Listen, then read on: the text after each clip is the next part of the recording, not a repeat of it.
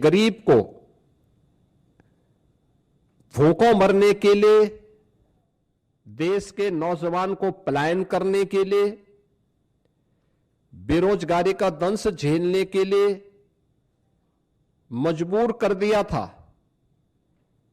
वे लोग इस प्रकार के रिफॉर्म का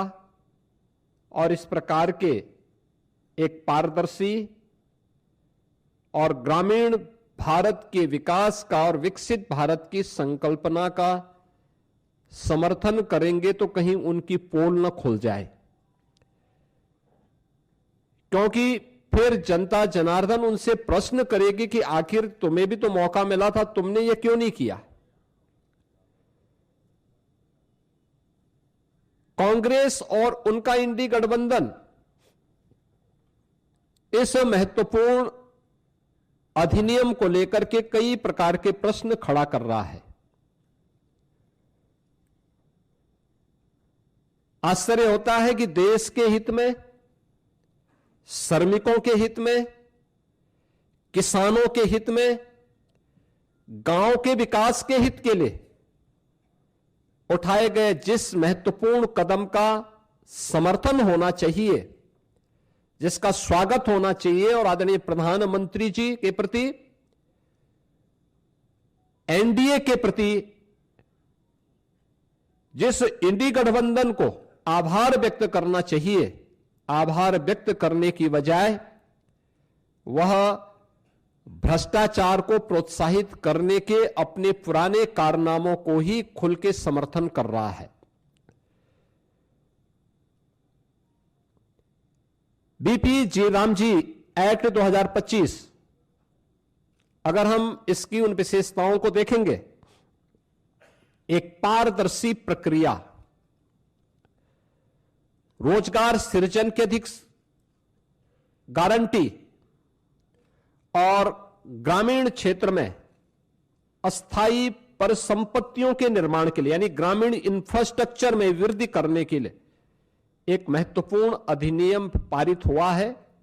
और यह विकसित भारत की आधारशिला बनेगी। विकसित भारत का लक्ष्य तभी साकार हो सकता है जब राज्य विकसित होंगे।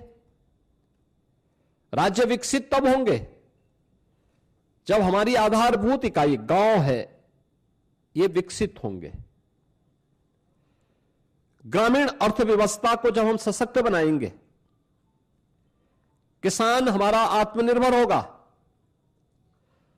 श्रमिक को सामाजिक सुरक्षा और उसको सम्मान सुनिश्चित होगा, तब विकसित भारत की संकल्पना आगे बढ़ेगी। और उसी भारत की विकसित भारत की संकल्पना को आगे बढ़ाने के लिए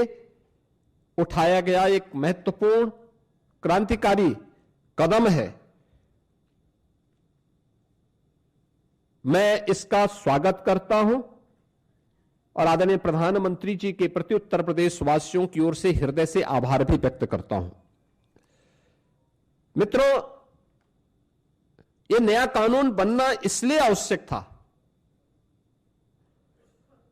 क्योंकि जिस मनरेगा की चर्चा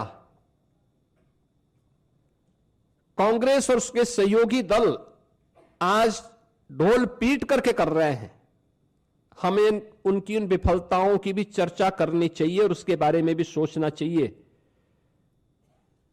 खासतौर पर अधूरी और अस्थायी परिसंपत्तियां जिनका कोई दीर्घकालीन लाभ नहीं, फर्जी जॉब कार्ड, फर्जी हाजिरी, भुगतान में कटौती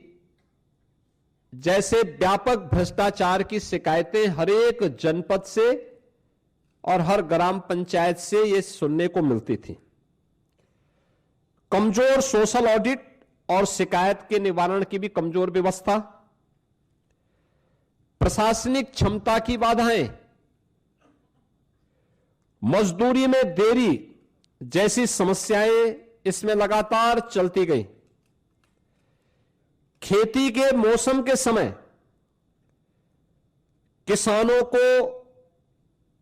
मजदूर की संकट देखने को मिलते थे और एक श्रमिक जो ईमानदारी से काम कर रहा है उसको जब उसको काम की आवश्यकता है तब काम की गारंटी नहीं मिल पाती थी।